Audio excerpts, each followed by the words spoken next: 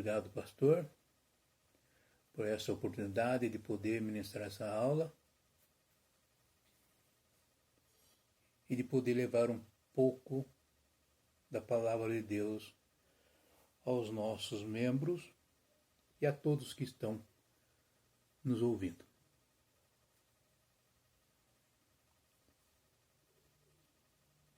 A sublimidade das bênçãos espirituais em Cristo. O textuário fala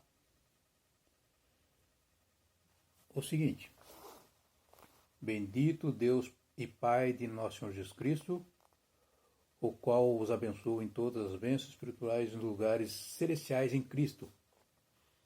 Efésios capítulo 1, versículo 3. A verdade prática, Deus nos elegeu em Cristo antes da fundação do mundo para que desfrutássemos das bênçãos espirituais.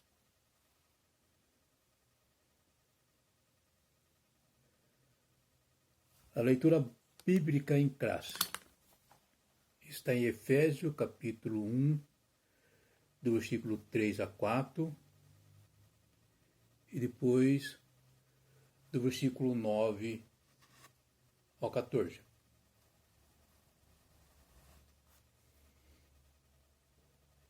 Bendito o Deus e Pai de nosso Senhor Jesus Cristo, o qual nos abençoou com todas as bênçãos espirituais nos lugares celestiais em Cristo, como também nos elegeu antes da fundação do mundo para que fôssemos santos e irrepreensíveis diante dele em amor.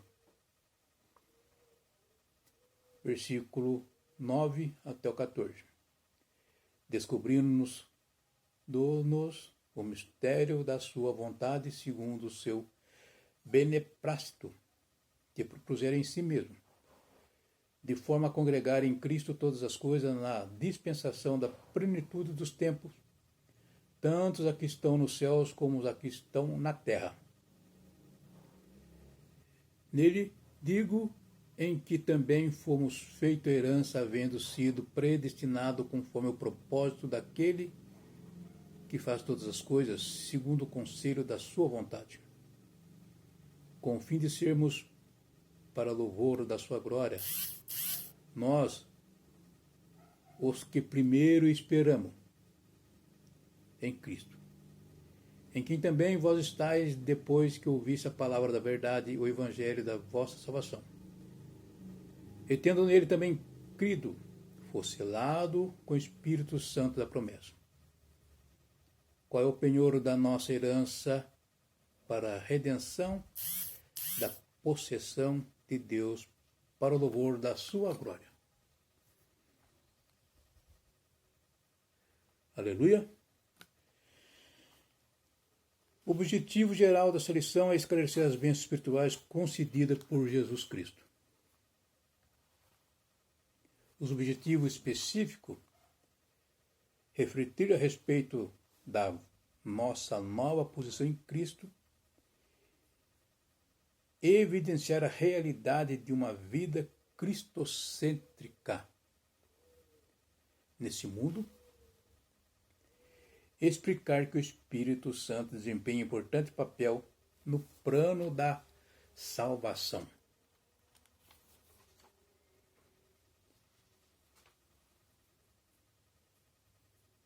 Introdução. Nessa lição vamos abordar a grandeza, a excelência e a perfeição do projeto divino para conceder bênçãos espirituais aos seus escolhidos. Desde a eternidade, aprove a Deus executar um plano de restauração e reconciliação com a humanidade caída. Por isso que, na carta, o apóstolo se mostra profundamente agradecido pela revelação do mistério que estivera oculto desde os outros tempos. Ele nos convida a louvar e a glorificar a Deus pela sua bondade e misericórdia para todos os pecadores. Queridos irmãos,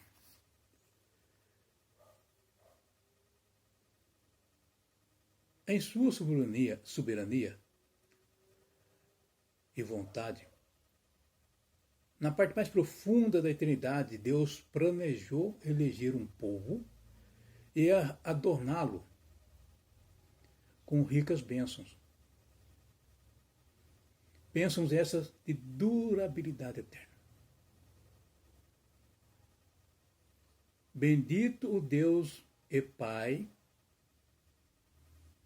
bendito o Deus e o Pai de nosso Senhor Jesus Cristo, o qual nos abençoou em todas as bênçãos espirituais nos lugares celestiais em Cristo, conforme está em Efésios, capítulo 1, versículo 3.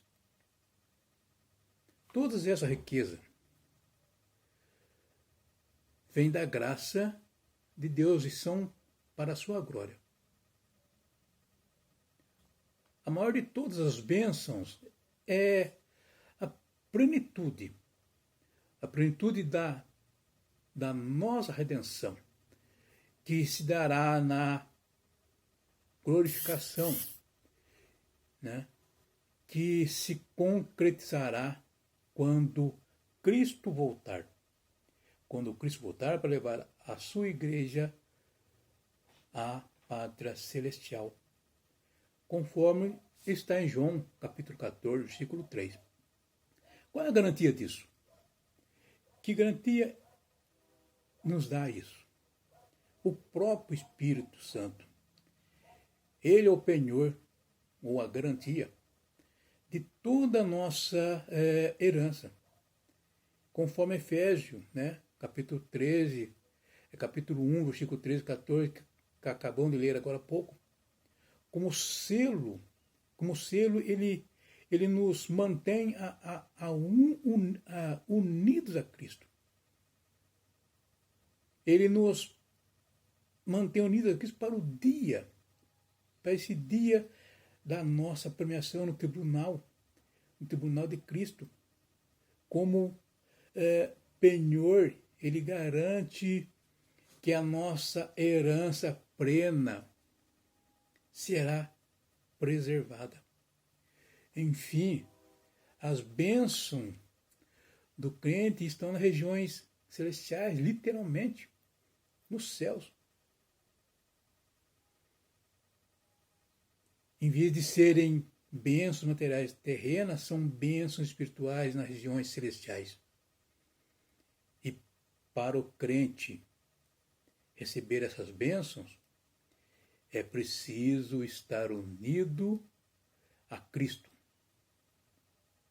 pela fé. A partir do momento em que o homem está em Cristo, ele se torna possuidor de todas as bênçãos. Estar em Cristo é participar de tudo o que Cristo fez, de tudo o que ele é. Amém? Nós temos 3 tópicos nessa lição.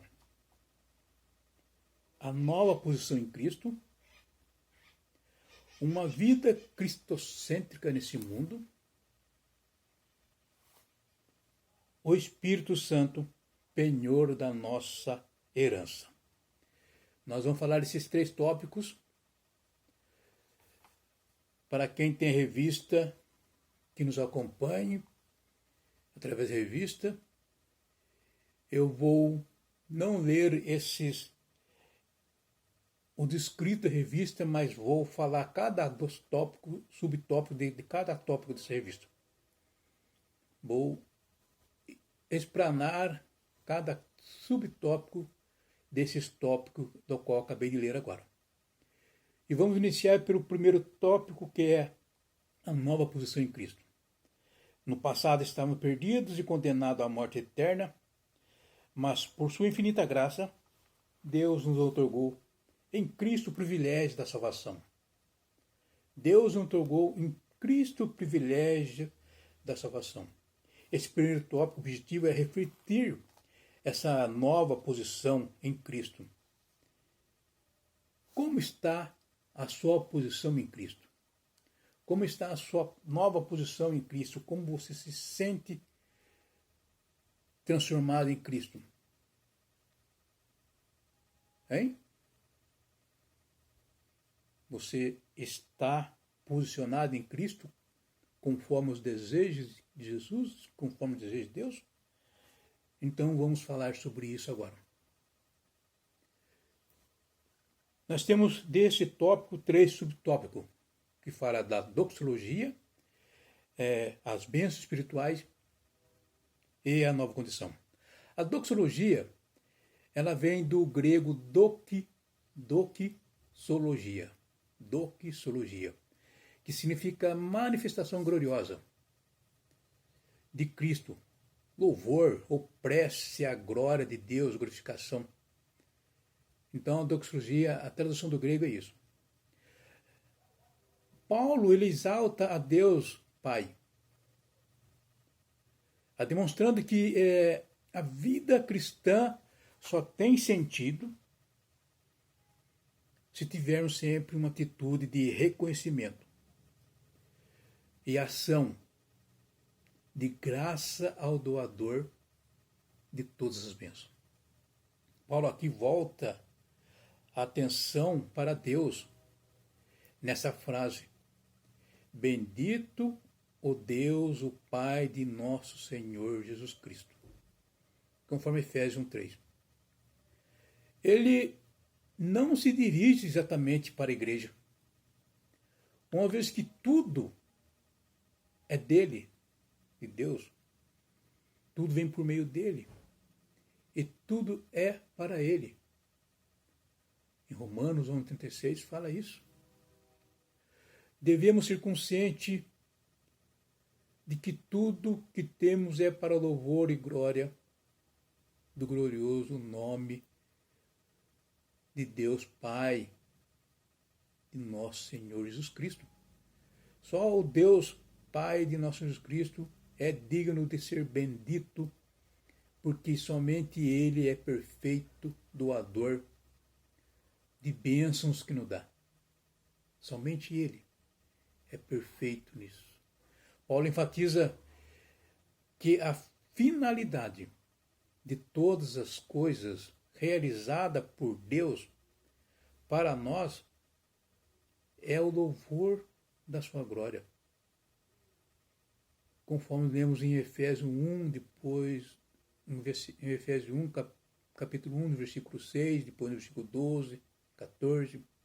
É como se fosse o refrão dessa doxologia, essa louvor da sua glória. A finalidade de tudo que Deus fez está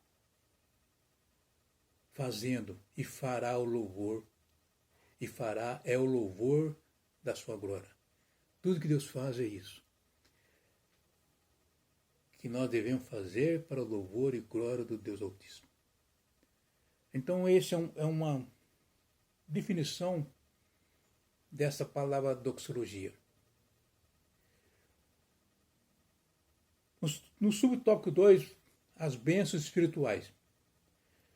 Nessas bênçãos espirituais, que lição podemos tirar, aqui? É que as bênçãos não são coisas materiais. Não é isso. Não é coisa material. Não é exatamente algo assim palpável.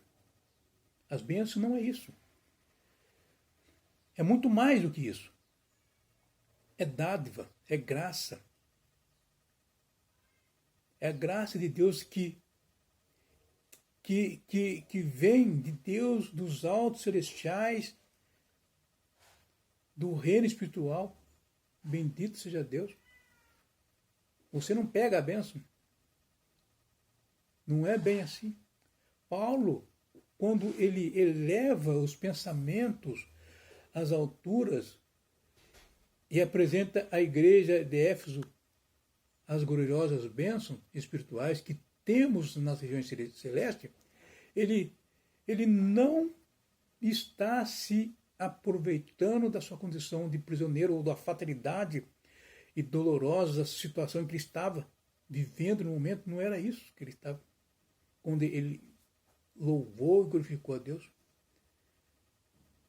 Percebe-se, inclusive, que as suas palavras nos textos, se a gente pegar do Efésios, capítulo 1, do versículo 3 até o 14, ele flui sim da sua boca numa sequência como se fosse uma torrente contínua de palavras. Ele não faz pausa para tomar fôlego, nem pontua as frases como pontos finais. Se vocês perceberem, no versículo 3 ele vai do versículo 3 até o 6, dá uma pontuadinha, depois do 6 até o 14, ele vai direto. Paulo não olha para as circunstâncias adversas, e sim para as bênçãos de Deus Pai, de nosso Senhor Jesus Cristo. Tem preparado para nós, para todos nós em Cristo Jesus nas regiões celestiais. Essa é uma palavra abençoada,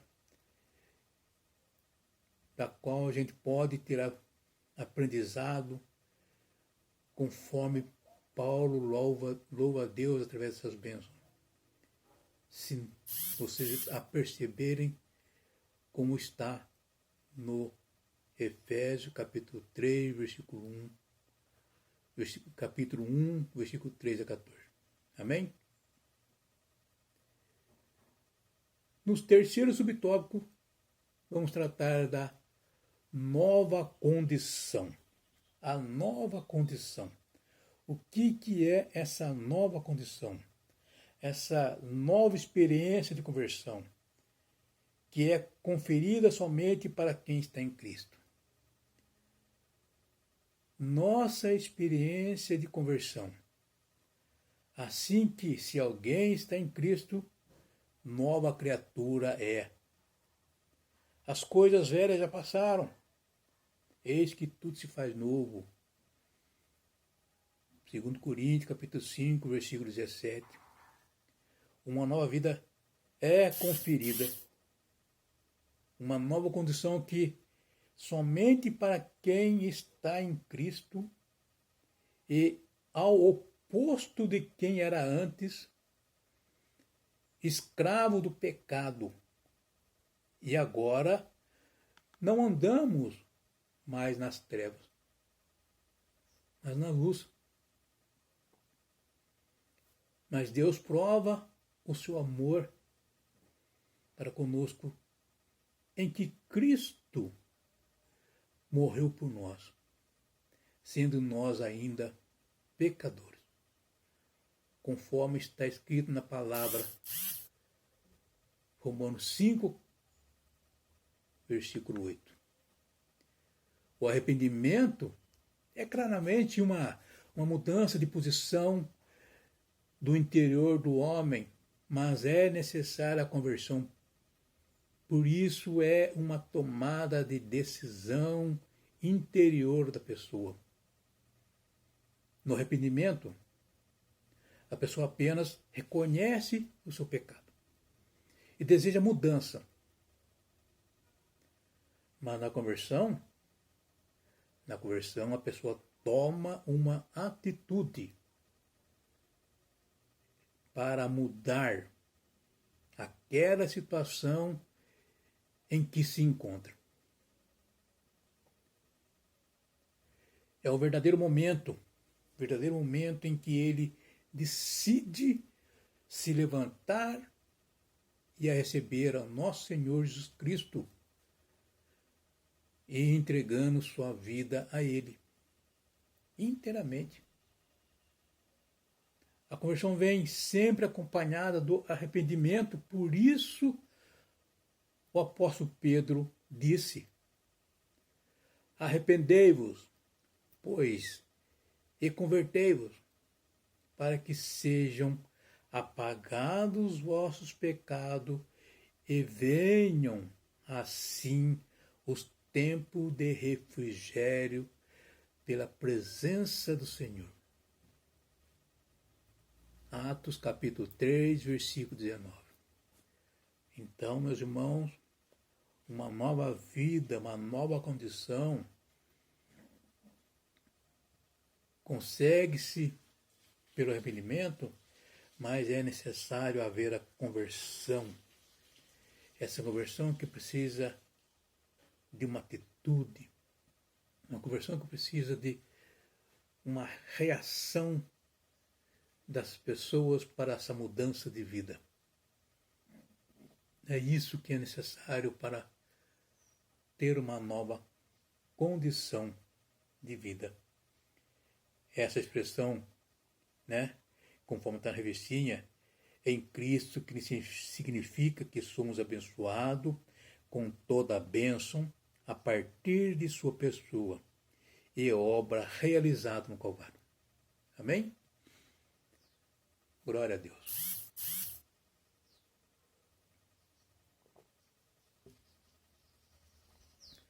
Vamos agora para o segundo tópico.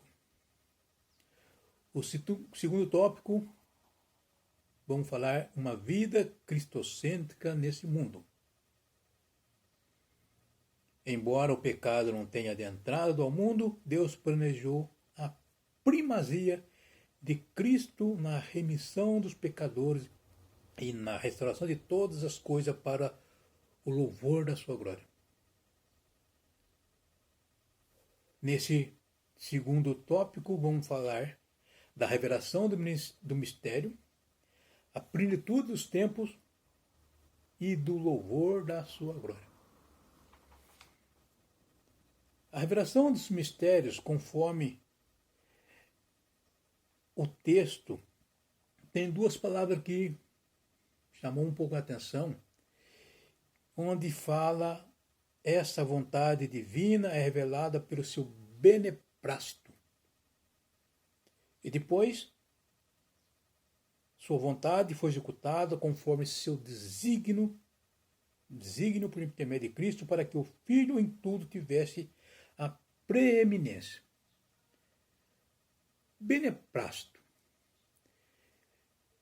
Essa vontade divina é revelada segundo o seu beneplácito. Ou seja, segundo o seu consentimento, a sua aprovação, a sua permissão. Assim que Deus permitiu. A preeminência, ou seja, a sua vontade foi executada por intermédio de Cristo conforme o seu desejo, para que o Filho em tudo tivesse preeminência, ou seja, tivesse a superioridade ao lugar mais elevado, acima de tudo, ou de todos, com exceção do Pai. Preeminência. Acima, elevado. Acima de todos. Essa é a preeminência. Descobrindo o mistério da sua vontade, segundo o seu beneplácito que propusera em si mesmo, de tornar a congregar em Cristo todas as coisas na dispensação em plenitude dos tempos, tanto a que estão nos céus como a que estão na terra. Efésios capítulo 1, versículo 9 a 10.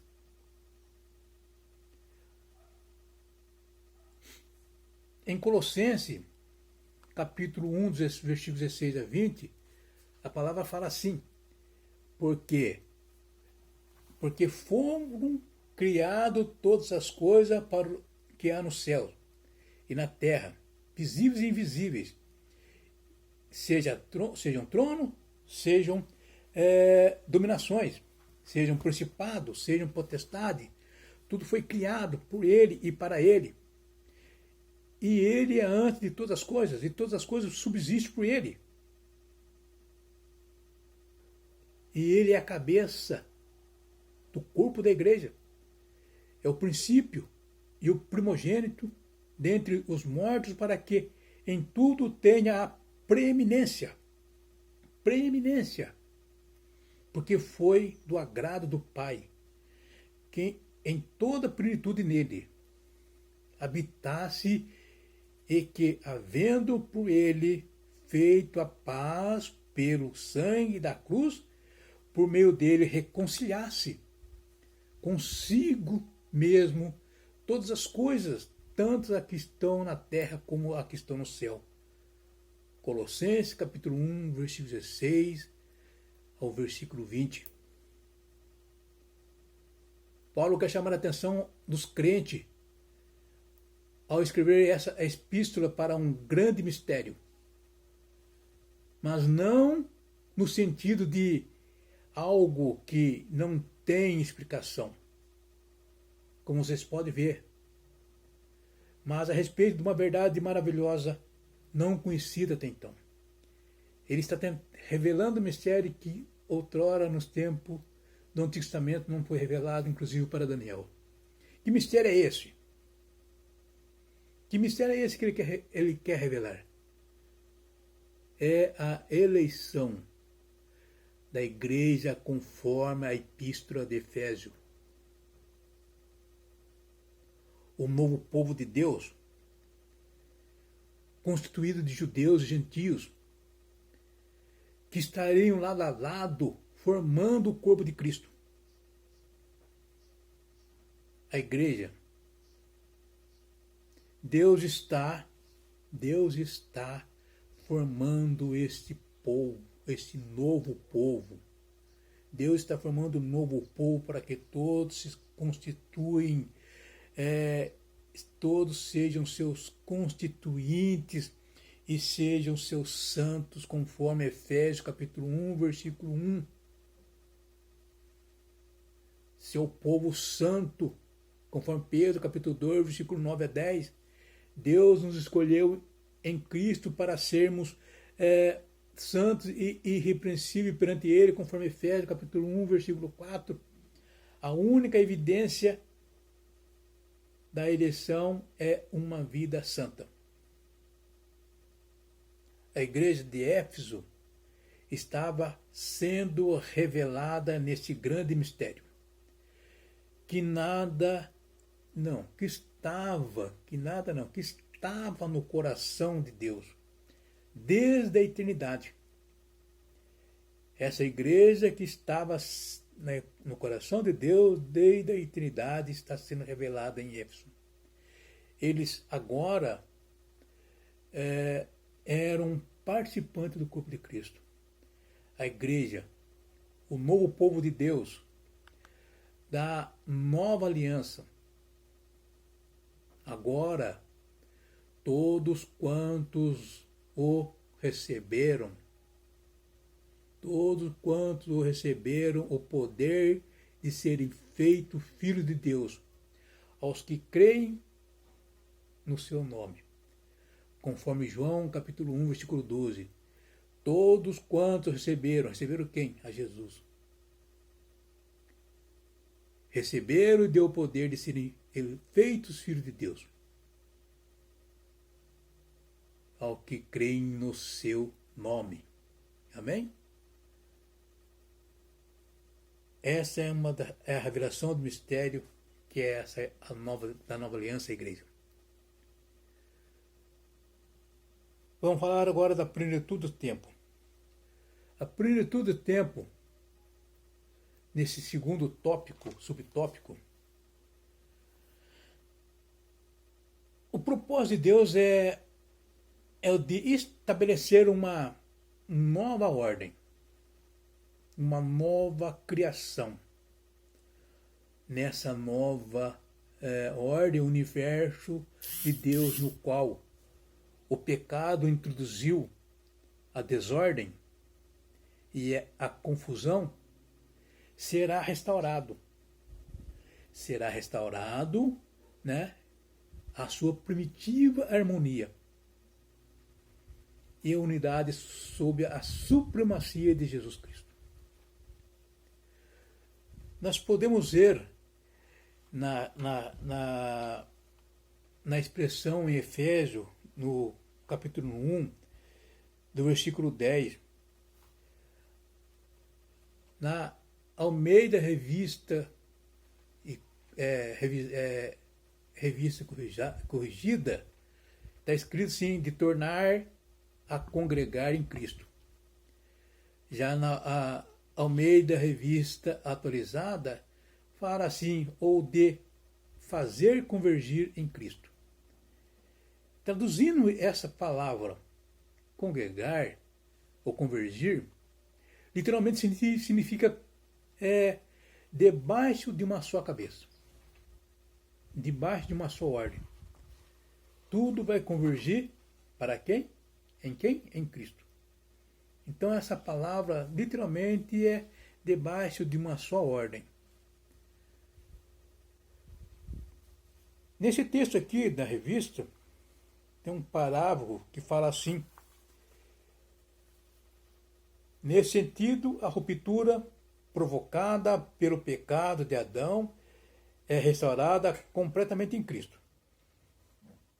Essa declaração não tem conotação universalista. A ideia de que no fim todos serão salvos. Esta declaração não tem conotação universalista. A ideia de que no fim todos serão salvos, mas que finalmente tudo será como Deus planejou. Cristo, a cabeça da igreja, também a cabeça do universo. Conforme o nosso comentarista, o pastor Douglas, escreveu aqui, é bom deixar claro uma coisa, né? Que esse versículo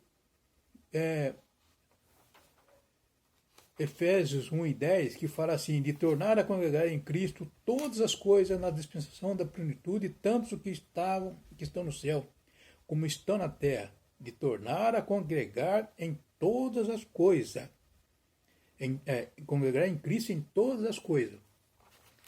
É bom deixar claro que não se trata da salvação mundial, da salvação universal no futuro, como muitos erroneamente interpretam esse texto. Muitas vezes interpretam de forma equivocada esse texto. Muitos torcem o texto para sugerir que no fim todas as coisas e todas as pessoas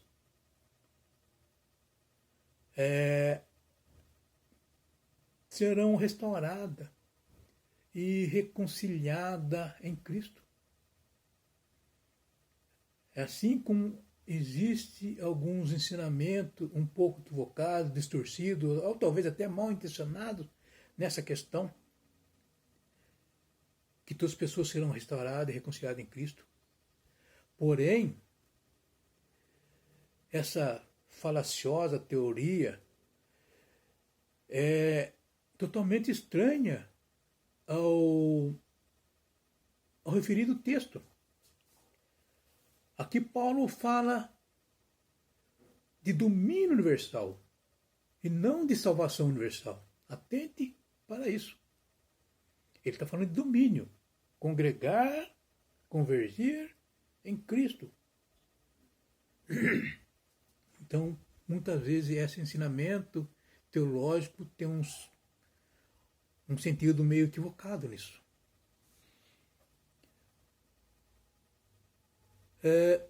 Meyer Pearman, em seu livro Conhecendo as doutrinas da Bíblia, diz: o homem está rodeado de mistério.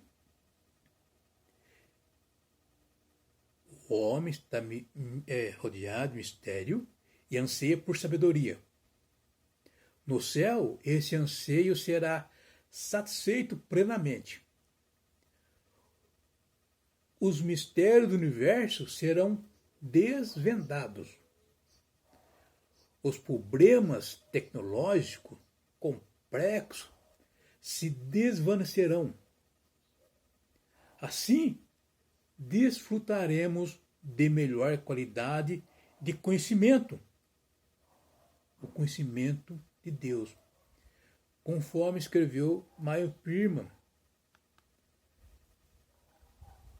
Por quê? Porque agora vemos por espelho, em enigma.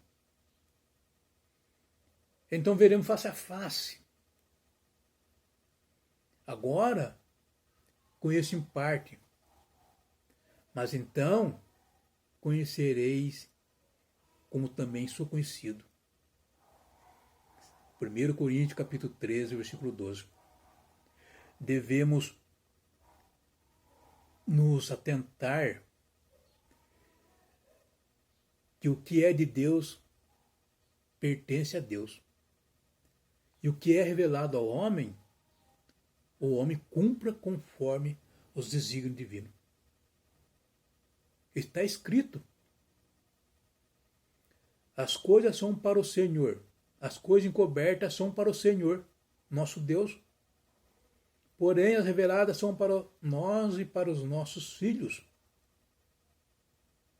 Para sempre, para cumprirmos todas as palavras desta lei, conforme Deuteronômio, capítulo 29, versículo 29.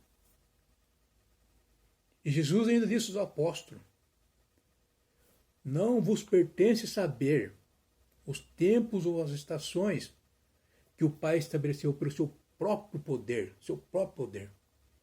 capítulo, em Atos capítulo 1, versículo 7. Então, o que é de Deus, o que nos compete a nós, nos compete a nós. Esperemos pelo cumprimento dos tempos.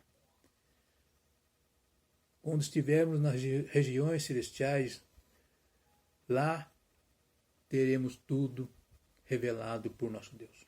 Amém? Vamos falar agora sobre o louvor da sua glória.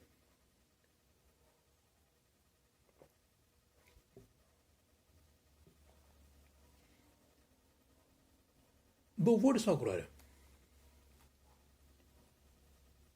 Paulo muda o nome de nós, né? Quando ele está falando com a igreja. Ele e os judeus. Ele muda para vós, também vós, os gentios, porque os gentios também estão ali agora participando desse momento. O homem e a mulher, criado à imagem e semelhança do Criador, foram destinados para manifestar a glória de Deus. Ambos viveram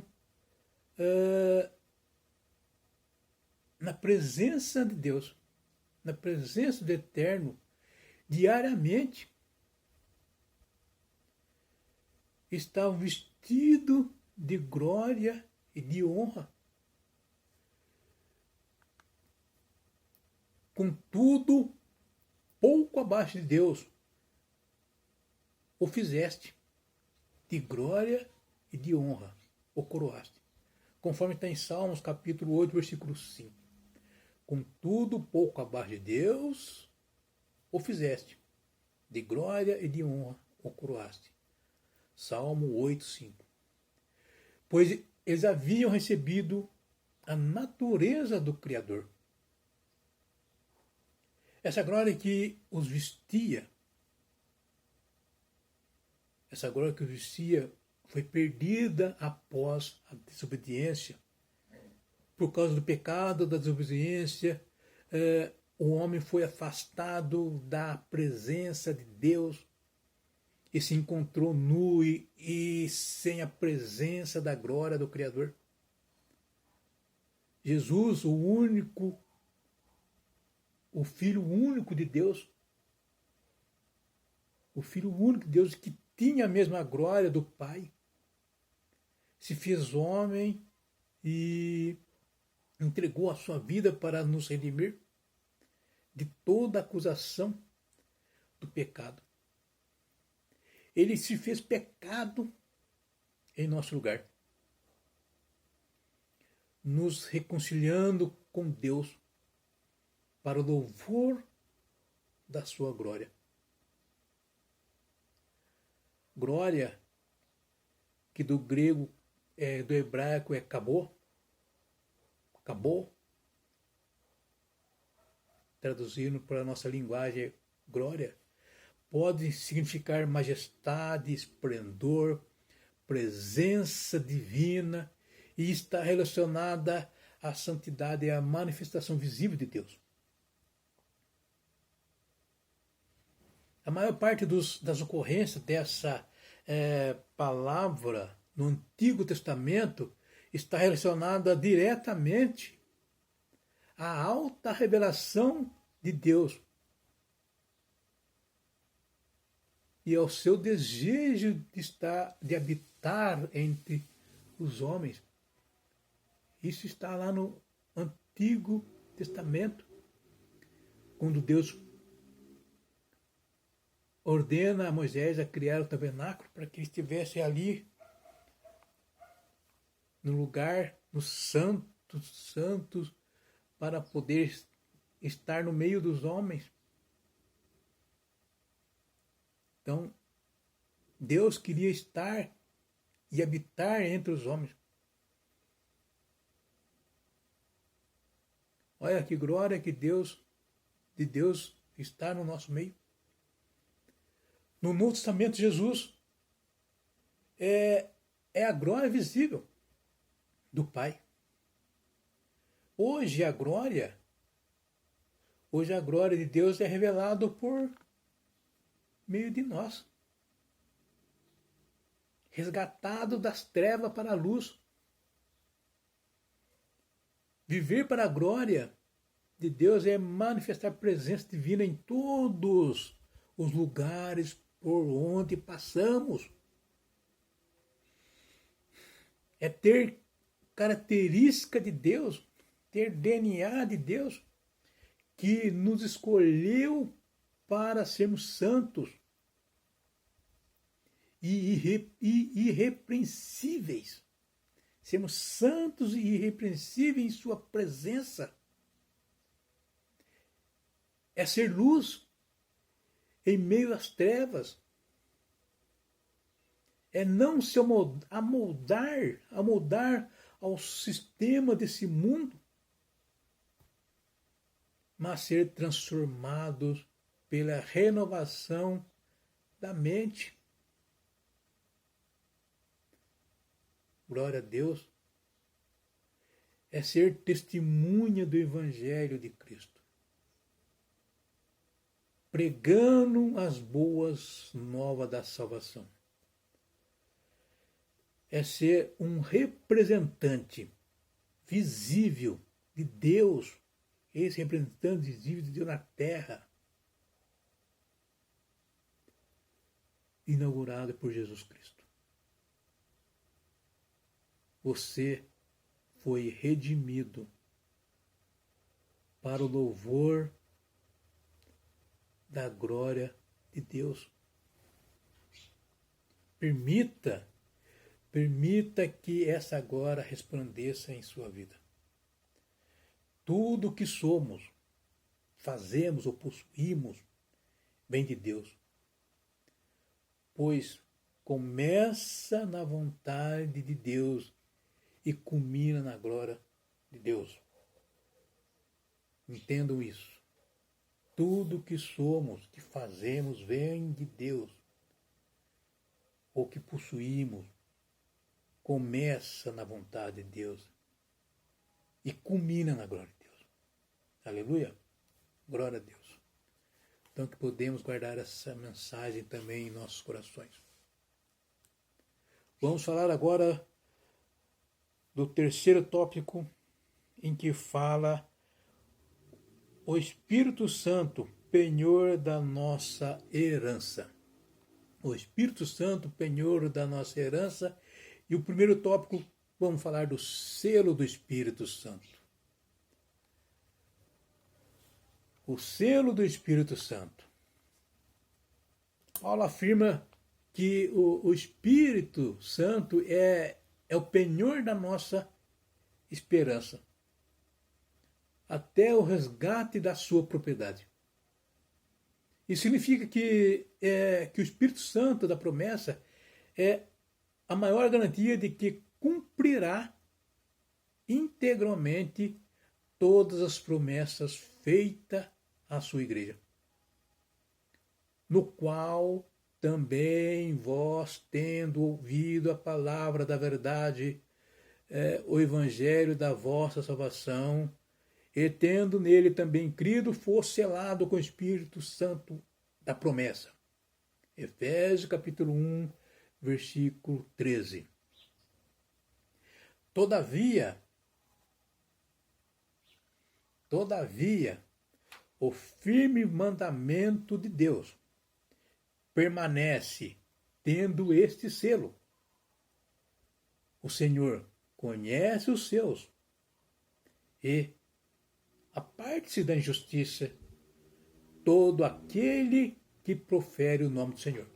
Aparte da injustiça todo aquele que profere o nome do Senhor. Conforme 2 Timóteo capítulo 2, versículo 19.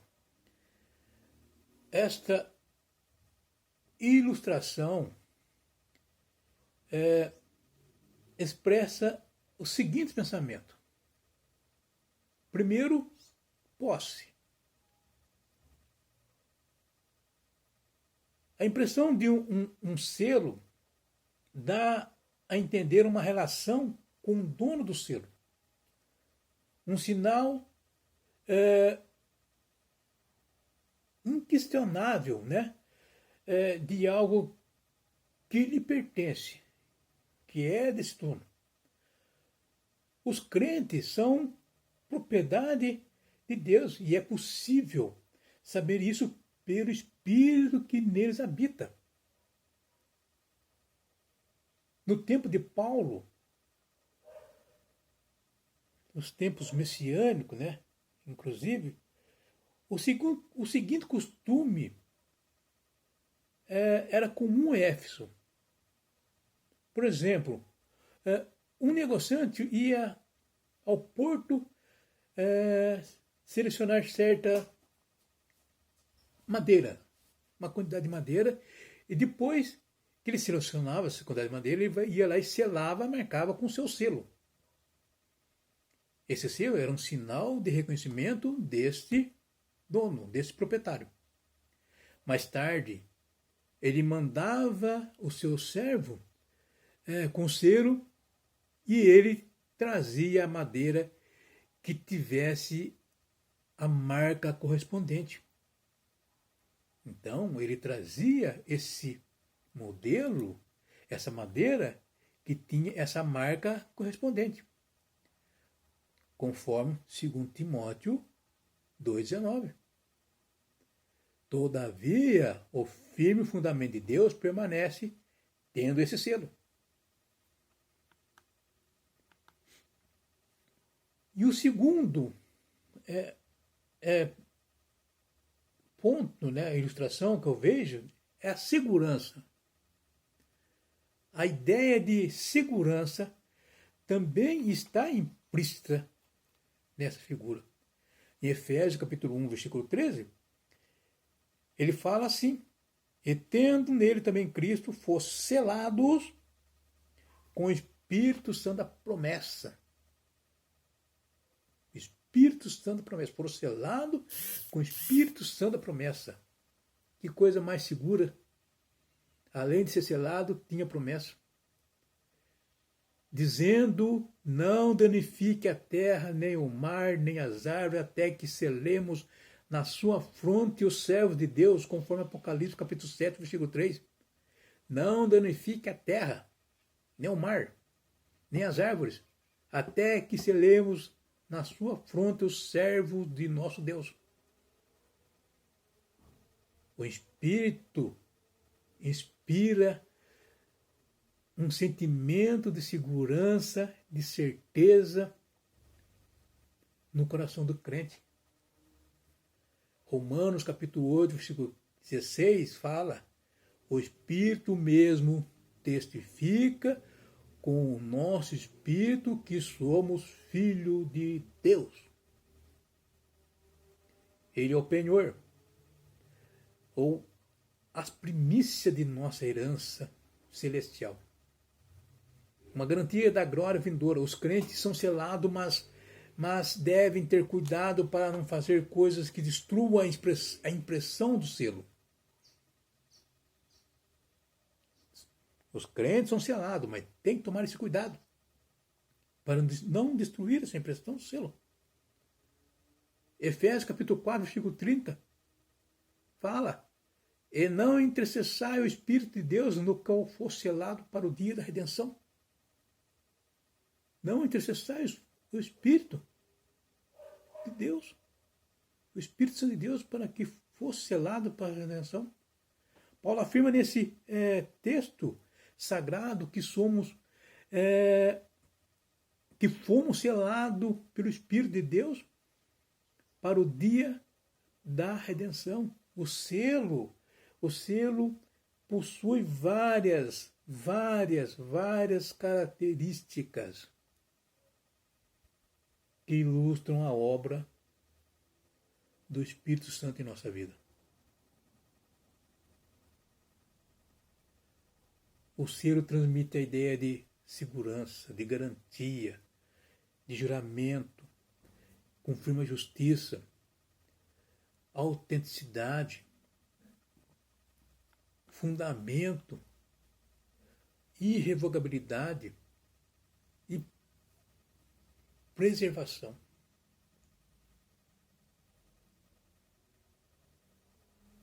O selo representa o carimbo da aprovação do Espírito Santo.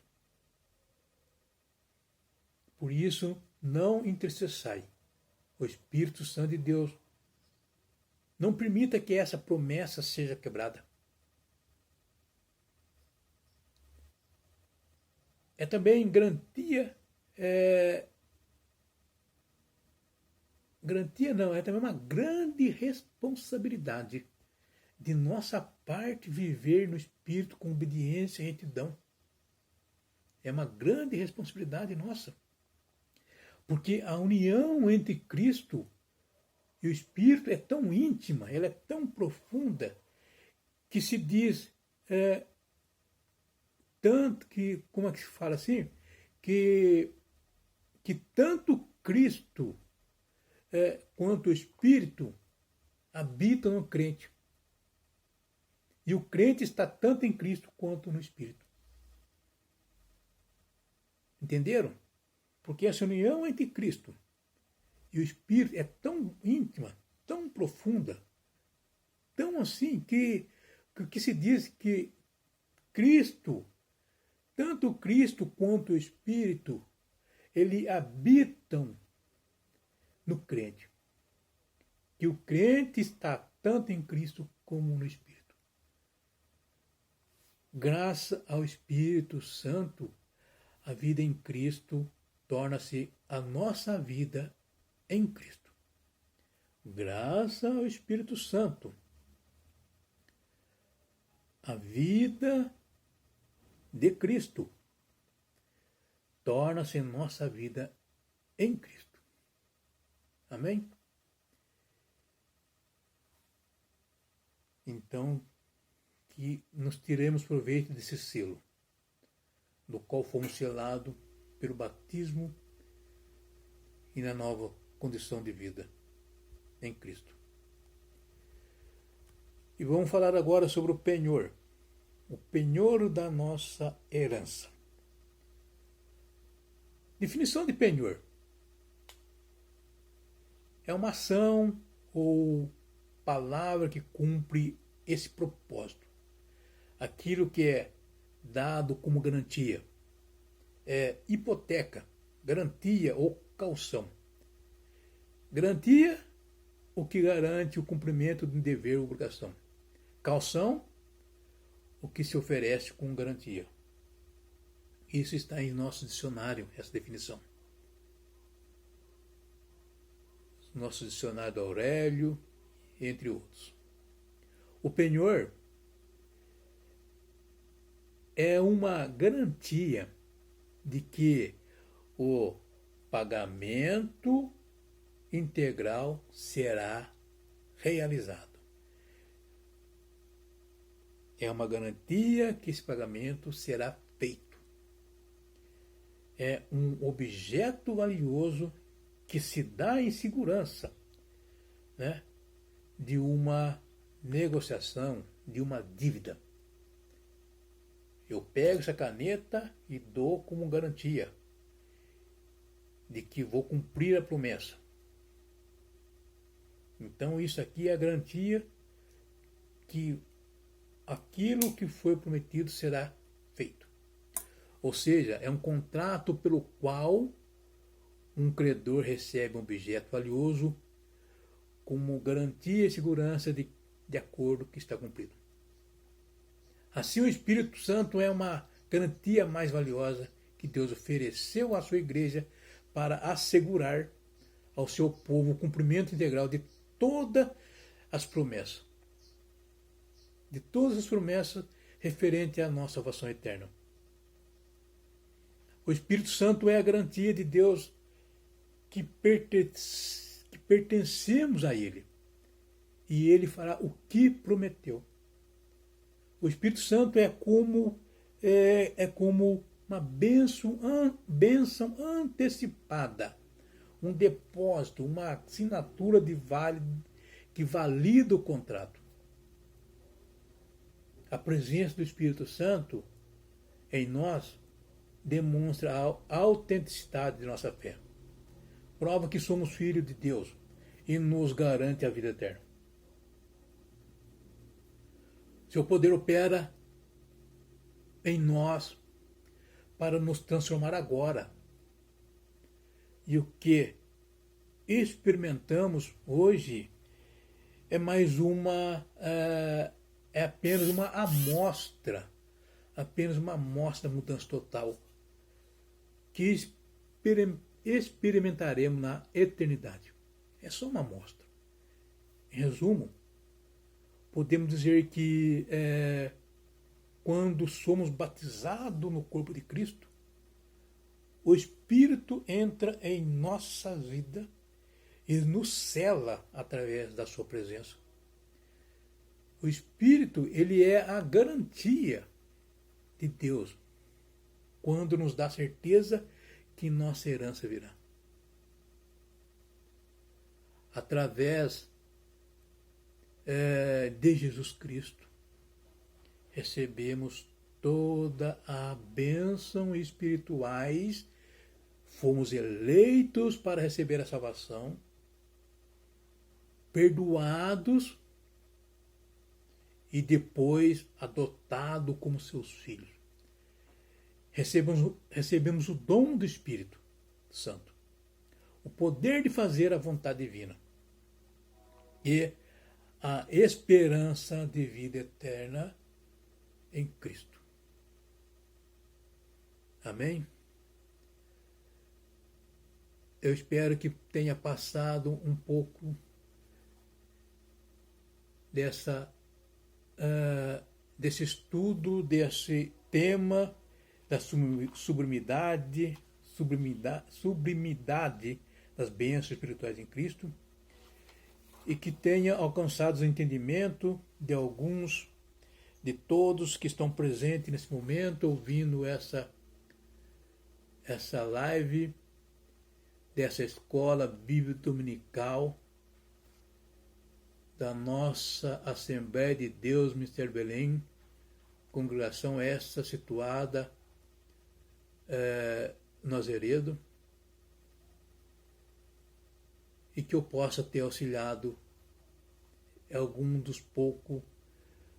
um pouco do meu humilde conhecimento do que tenho estudado e aprendido a respeito da palavra de Deus. Em Efésios, ficamos sabendo que nós,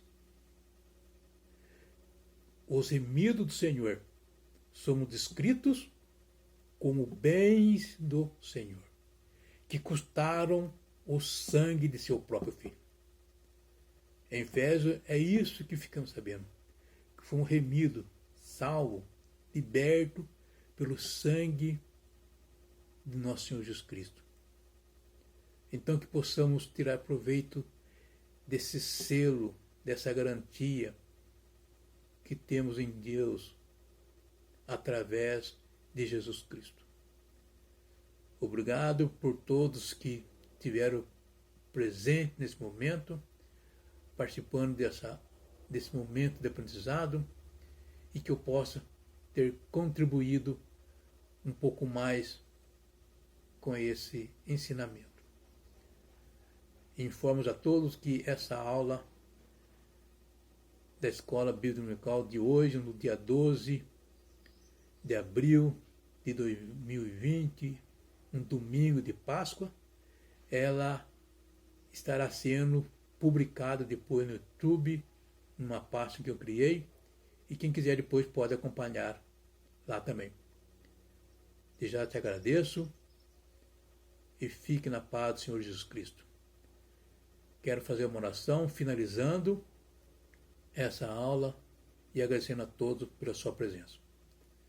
Querido Deus Todo-Poderoso, nesse momento em que o Senhor me desse a oportunidade de estar aqui, de poder ministrar essa aula, eu te agradeço pela possibilidade, Senhor, de poder levar um pouco do conhecimento que o Senhor me deste. E que, mesmo aqui, nós, presos em nossas residências, em nossos locais, cada um cumprindo com a obrigação devido a essa situação que hoje vivemos, mas não somos prisioneiros desse lugar. Somos prisioneiros em Jesus Cristo, como Paulo falou. Prisioneiro na palavra, e a palavra tem que ser divulgada de qualquer forma. E essa palavra, espero que tenha alcançado e que alcance muitos ouvidos, muitos corações, para que eles sejam tocados, entendido que eles são filhos de Deus, selados por Deus para a salvação eterna. E que eles possam entender o quão importante e necessário estar na sua presença. Pai Todo-Poderoso, nesse momento em que vivemos nessa situação, dessa pandemia que nos cerca e nos assola e amedronta a muitos. Viemos aqui, meu Pai, pedir o teu socorro, a tua bênção, para que isso logo seja disseminado, seja finalizado pelas suas mãos poderosas. Porque se isso acontece, não acontece à toa, se não for para a sua permissão, para que o povo veja que o Senhor é o poder, a glória para todo sempre. Mas o Senhor também tem o poder da cura e de exterminar esse mal. E por isso eu vim pedir, Pai, cuida dos seus filhos, dos seus eleitos, dos seus selados, garantindo, Senhor Deus, a promessa que tu fizeste. E que possa, Senhor Deus, cada um cumprir com as obrigações e com o que está sendo solicitado. Cuide, Senhor Deus, dos profissionais da área de saúde que estão nesse momento trabalhando arduamente para que a cura seja encontrada. E que muitos estão cuidando de vários enfermos que estão